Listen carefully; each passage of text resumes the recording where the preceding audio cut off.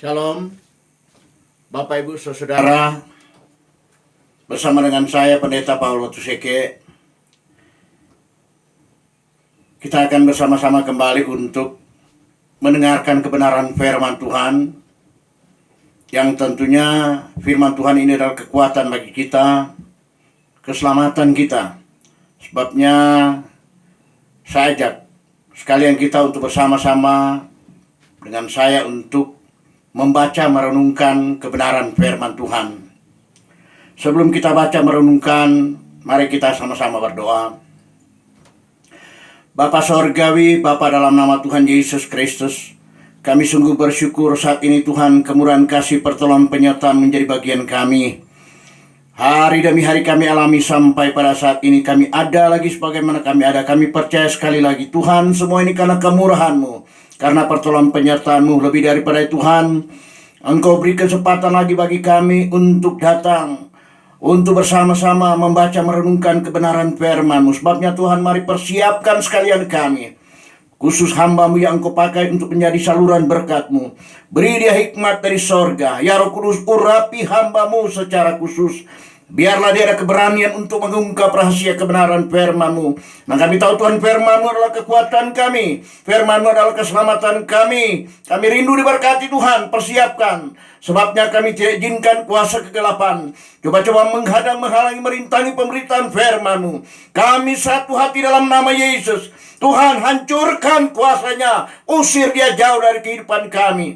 Kawali pagari kami puasa dalam, kami ada sukacita, ada damai sejahtera. Terima kasih Tuhan, bersabdalah Engkau, kami siap sedia untuk mendengarkannya. Dalam nama Yesus kami berdoa, haleluya, haleluya, amin. Mari Bapak Ibu Saudara, kita baca di dalam Wahyu pasal 14. Wahyu pasal 14 ayat 1 hingga 20. Tapi kita baca saja bagian pertama ayat 1 sampai 5. Wahyu pasal 14 ayat 1 sampai 20. Kita baca satu bagian, yaitu ayat 1 sampai 5. Firman Tuhan sebagai berikut. Anak domba dan pengikutnya yang ditebusnya. Dan aku melihat sesungguhnya anak domba berdiri di bukit Sion, dan bersama-sama dengan dia 144.000 orang, dan di dahi mereka tertulis namanya dan nama bapanya. Dan aku mendengar suara dari langit bagaikan desau air bah, dan bagaikan deruh guruh yang dahsyat. Dan suara yang kudengar itu seperti bunyinya pemain-pemain kecapi yang memetik kecapinya. Mereka menyanyikan suatu nyanyian baru di hadapan takhta dan di depan keempat makhluk dan tua-tua itu. Dan tidak seorang pun yang dapat mempelajari nyanyian itu, selain daripada 144.000 orang yang telah ditebus dari bumi itu. Dan mereka adalah orang-orang yang tidak mencemarkan dirinya dengan perempuan-perempuan, karena mereka murni sama seperti perawan. Mereka adalah orang-orang yang mengikuti anak domba itu, dan kemana saja ia pergi. Mereka ditebus dari antara manusia sebagai korban-korban sulung bagi Allah dan bagi anak domba itu. Dan di dalam mulut mereka tidak terdapat dusta. Mereka tidak bercelah. Demikian ayat 1 sampai 5. Bapak Ibu Saudara, ini suatu janji saya untuk menyelesaikan kitab Wahyu ini, dan kita sudah masuk pada Wahyu pasal 14. Bapak Ibu Saudara, kita lihat bahwa dalam ayat 1 kita sudah melihat bahwa atau membaca bahwa ada yang namanya 144.000. Di dalam firman Tuhan berkata begini, dan aku melihat sesungguhnya anak domba berdiri di bukit Sion, dan bersama-sama dengan dia 144.000 orang dari ribu orang, dan di dahi mereka tertulis namanya dan nama bapaknya. Ini tentunya ada yang bertanya, siapa mereka sebenarnya? Yang 144.000 itu. Sementara pada pasal 7 juga, sebagaimana yang saya sudah khotbahkan waktu yang lalu, ada juga menyebutkan 144.000. Nah, kita lihat sebenarnya siapa mereka ini. Dikatakan bahwa mereka atau 144.000 ini adalah di dahi mereka tertulis namanya dan nama bapaknya. Dan Bapak Ibu Saudara, di dalam pasal 7 menyebutkan juga tentang 144.000. Tapi kita lihat bahwa sebenarnya ada perbedaan yang besar, di mana saya sudah jelaskan bahwa 144.000 pada Wahyu pasal 7 itu adalah mereka yang diutus oleh suku-suku Israel dari 12 suku, dan jumlahnya 144.000. Siapa mereka? Mereka adalah penginjil-penginjil. Kapan mereka menginjil? Yaitu mereka akan menginjil, memberitakan Injil pada masa tribulasi. Belum sekarang. Nanti kalau saya dan saudara sudah diangkat ke surga, maka di dunia ini mulai terjadi apa yang namanya tribulasi. Dan tribulasi itu di mana ada kesempatan bagi mereka yang tidak diangkat ke surga untuk diselamatkan, yaitu lewat penginjilan dari dua kelompok. Yaitu kelompok pertama adalah Musa dan Elia. Tapi Musa dan Elia itu, sebagai penjelasan waktu yang lalu, mereka menginjil di tanah Israel. Sementara yang 144.000 utusan dari tiap-tiap suku Israel, suku Israel itu, mereka menginjil di seluruh dunia pada masa tribulasi. Saya dan saudara tidak mendengar lagi itu. Saya dan saudara tidak mengalami lagi itu. Karena saya dan saudara bersama dengan Bapa di sorga. Kita sudah diangkat lewat apa yang disebutkan rapture itu, pengangkatan orang percaya. Itu yang sedang kita nantikan saat-saat ini. Kemudian yang dalam Wahyu pasal 14 ini juga dalam ayat 1 menyebutkan mereka itu adalah 144.000. Dan disebutkan dalam firman Tuhan bahwa mereka itu adalah hasil tebusan oleh Tuhan di dunia ini, dari seluruh dunia. Dan mereka itu disebutkan di sini ayat 1 sampai 5. Sampai ayat 2, dan aku mendengar suara dari langit bagaikan desar air bah, dan bagaikan deru guru yang dahsyat, dan suara yang kudengar itu seperti bunyi pemain kecapi di hadapan ayat 4. Mereka adalah orang-orang yang tebus, orang-orang yang tidak mencemarkan dirinya dengan perempuan-perempuan, karena mereka murni sama seperti perawan. Mereka adalah orang-orang yang mengikuti anak domba itu, dan kemana saja ia pergi. Mereka ditebus dari antara manusia sebagai korban sulung bagi Allah dan bagi anak domba. Itu 144.000. Dan kita lihat hal ini tentunya jelas perbedaan antara pasal 7 tentang 144.000 itu dan pasal 14 dalam Wahyu ini yang 144.000. Sudah jelas Bapak Ibu Saudara. Dan kita lihat bahwa masuk pada ayat yang ke-6 dan 7, di sini ada suatu pemberitahuan tentang penghakiman. Ayat 6 dan 7 ini suatu pemberitahuan tentang penghakiman. Mari kita baca 6 dan 7. 6 dan 7.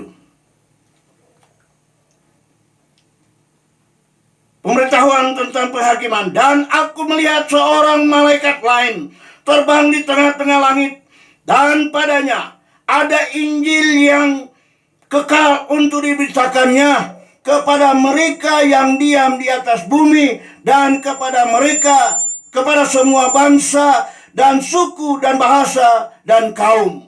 Jelas di sini bahwa di dalam ayat yang ke-6 di sini, dan aku melihat seorang malaikat lain sedang terbang di langit dan padanya ada Injil. Jadi malaikat ini diberi tugas oleh Tuhan untuk memberitakan Injil. Kapan itu? Pemberitaan Injil dari malaikat itu akan terjadi pada akhir masa tribulasi pertama. Karena tribulasi pertama 3,5 tahun itu tidak ada lagi penginjilan. Musa dan Elia sudah dibunuh oleh Antikris dan mereka sudah dibangkitkan dan mereka sudah naik ke sorga. Sementara yang 144.000 penginjil di seluruh dunia itu juga sudah mati dibunuh oleh Antikris. Tetapi Tuhan tidak berhenti sampai di sana. Karena kita ketahui bahwa Allah itu adalah kasih. Dia mau semua manusia diselamatkan. Dia mau supaya semua manusia tidak masuk neraka. Sehingga dia mengutus kembali malaikat Tuhan sebagaimana kita baca di dalam ayat yang ke-6 ini. Jadi ini pemberitaan Injil dari malaikat itu terjadi pada pertengahan daripada masa tribulasi. Sesudah Elia dan Musa dibunuh dan juga 144.000 orang yang diutus dari suku-suku Israel itu sudah dibunuh oleh Antikris pada masa tribulasi. Oleh sebab itu Tuhan mengutus malaikat Tuhan. Dan aku melihat seorang malaikat lain terbang di langit. Dan kepadanya ada Injil yang kekal untuk diberitakannya kepada mereka yang diam di atas bumi. Siapa mereka? Adalah orang-orang tribulasi yang tidak diangkat di sorga. Kalau Bapak Ibu Saudara pada akhirnya tidak diangkat ke sorga, engkau akan tertinggal. Engkau akan masuk pada masa tribulasi itu. Dan engkau akan mendengar berita Injil yang disampaikan oleh 144.000 utusan dari bangsa Israel itu, dari suku-suku Israel itu.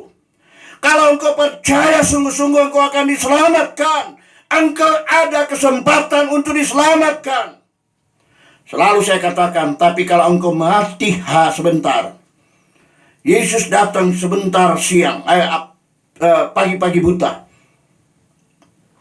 Kalau engkau tidak bertobat, engkau tidak ada kesempatan untuk diselamatkan. Tapi kalau Tuhan datang pagi-pagi buta, engkau belum bertobat, tapi engkau masih hidup, engkau ada kesempatan untuk diselamatkan. Karena pemberitaan Injil itu akan terjadi bagi orang yang tertinggal. Oleh sebab itu dijelaskan di sini, mereka yang diam di atas bumi dan kepada semua bangsa dan suku dan bahasa dan kaum. Ayat 7. Dan ia berseru dengan suara nyaring, takutlah akan Allah dan muliakan Dia. Ini antara lain sampaikan oleh malaikat ini, takutlah akan Allah dan muliakan Dia. Dia mau supaya semua orang diselamatkan. Ini Allah adalah kasih. Ini bukti nyata. Dia rindu untuk diselamatkan. Pada kesempatan terakhir, Injil masih disampaikan. Karena telah tiba saat penghakimannya, dan sembahlah Dia yang telah menjadikan langit dan bumi dan laut dan semua mata air. Bapak Ibu Saudara, ini ayat yang ke-6 dan ayat yang ke-7 ini memperlihatkan kepada kita bahwa sesungguhnya sebutkan dalam firman bahwa Allah adalah kasih. Dia tunjukkan kesempatan terakhir bagi umat manusia yang ada pada masa tribulasi itu, yang tidak diangkat ke sorga. Oleh sebab itu Bapak Ibu Saudara, 144.000 utusan dari 12 suku itu, Israel itu, mereka sudah mati dibunuh oleh antikris. Dan tentunya sekali lagi, Tuhan mengutus malaikat Tuhan sebagaimana firman Tuhan yang kita sudah baca, kita sama-sama dengar dan baca dan merenungkannya.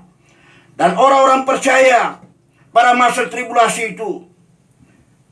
Dan sini ada suatu pertanyaan, mengapa Tuhan mengutus malaikat itu? Tadi sudah disampaikan bahwa karena memang Tuhan rindu untuk semua diselamatkan. Tuhan mau tidak ada yang binasa. Binasa di sini bukan mati, Bapak Ibu Saudara. Yang binasa dimaksudkan oleh firman Tuhan adalah neraka yang kekal. Dia tidak mau, dia tidak suka, dan dia rindu diselamatkan. Jangan sampai masuk dalam kebinasaan itu, yaitu neraka yang kekal. Dan Bapak Ibu Saudara, di dalam ayat yang ke-8 dan 11, kita akan baca ayat 8 dan 11, yaitu malaikat Tuhan memberitakan kejatuhan Babel dan peringatan bagi pengikut Kristus, antikris. Peringatan kepada pengikut antikris, yaitu mereka yang sudah memakai tanda baik di dahi maupun di tangan kanannya. Sudah memakai tanda, itu dipastikan. Mereka yang sudah memakai tanda antikris itu tidak ada kemungkinan, dan mereka tidak bisa lagi diselamatkan. Sudah final bagi mereka, yaitu kebinasaan kekal, yaitu neraka yang kekal.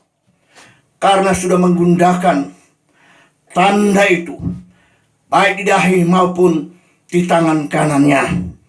Bapak Ibu Saudara, kita baca ayat 8 sampai 11.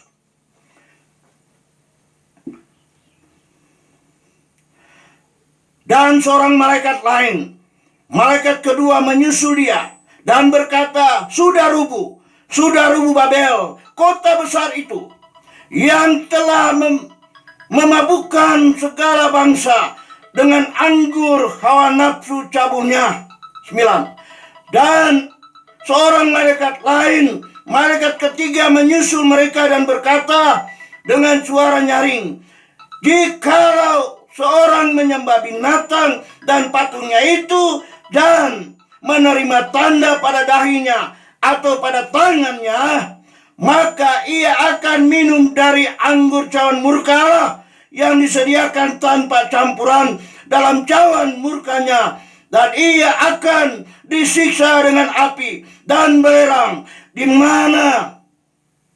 mata malaikat-malaikat kudus dan di depan mata anak domba.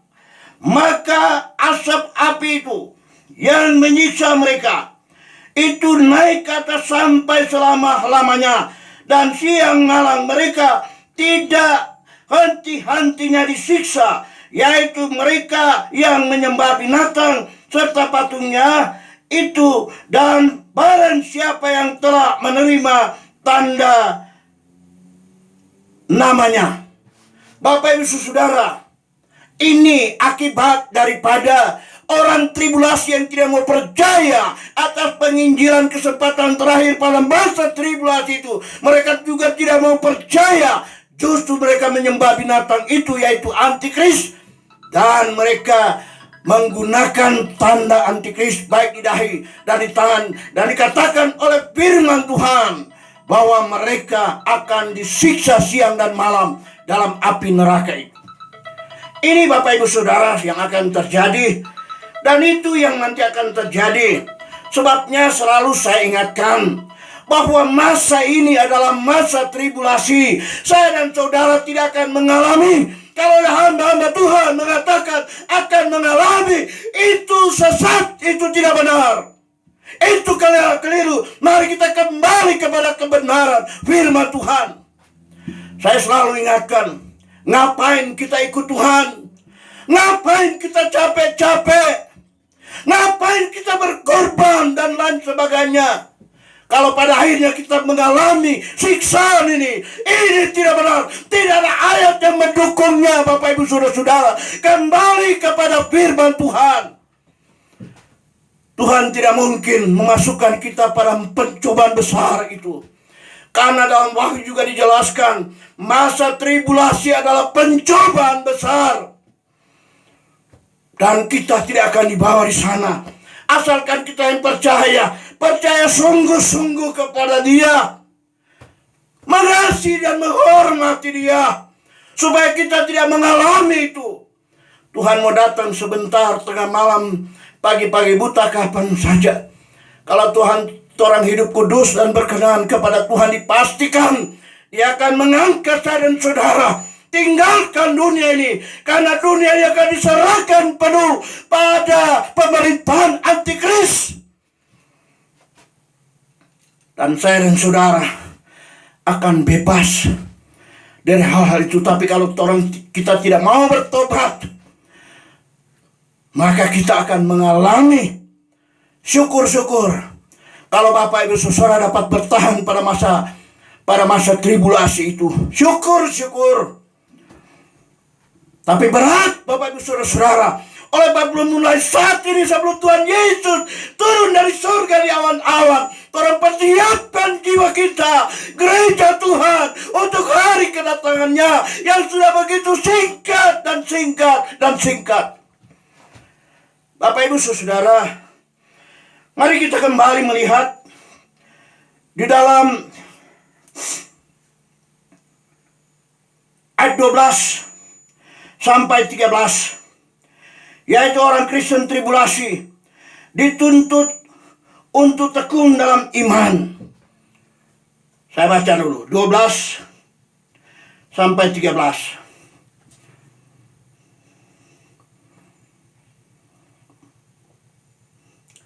Yang penting di sini ialah ketekunan orang-orang kudus. Ini orang-orang kudus, selalu saya katakan, ada yang membahas, hamba Tuhan membahas orang kudus itu adalah saya dan saudara. No, tidak.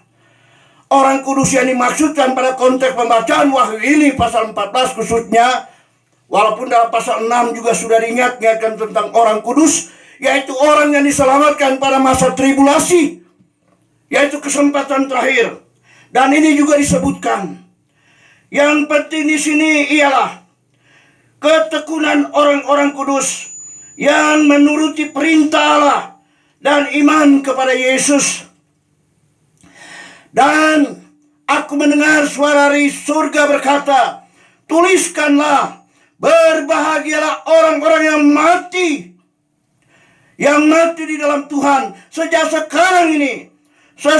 Sungguh kata Roh, supaya mereka boleh beristirahat dari jerih lelah mereka, karena segala perbuatan mereka menyertai mereka. Ini diingatkan kepada orang-orang kudus, orang-orang percaya pada masa tribulasi. Mereka dibunuh oleh antikris. Karena itu akibat konsekuensi daripada mereka percaya kepada Yesus pada masa tribulasi, mereka akan dibunuh dan tidak ada satu pun yang akan lolos. Bapak Ibu Saudara-saudara, kita lihat di dalam ayat bagian yang terakhir, yaitu ayat 14 sampai 20. Di sini terjadi tuaian. Di sini terjadi tuaian, ayat 14 dan 20, tuaian di bumi ini. Atau saat pembalasan tiba. Ini tuaian ini bukan tuaian jiwa-jiwa untuk diselamatkan, tidak. Tuaian di sini adalah hukuman. Jadi pembalasan telah tiba. Tuaian itu sudah tiba. Mari kita baca 14 sampai 20, ikuti pembacaan saya yang terakhir. Dan aku melihat, sesungguhnya ada suatu awan putih, dan di atas awan itu duduk seorang seperti anak manusia, dengan sebuah mahkota emas di atas kepalanya, dan sebilah sabit tajam di tangannya. Maka keluarlah seorang malaikat lain dari bait suci, dan ia berseru dengan suara nyaring kepada dia yang duduk di atas awan itu, ayunkanlah sabitmu. Ayunkanlah sabitmu itu dan tuailah, karena sudah tiba saatnya untuk menuai. Sebab tuaian-tuaian di bumi sudah masak. Dan Ia yang duduk di atas awan itu mengayunkan sabitnya ke atas bumi, dan bumi pun dituai. Dan seorang malaikat lain datang dari Misbah.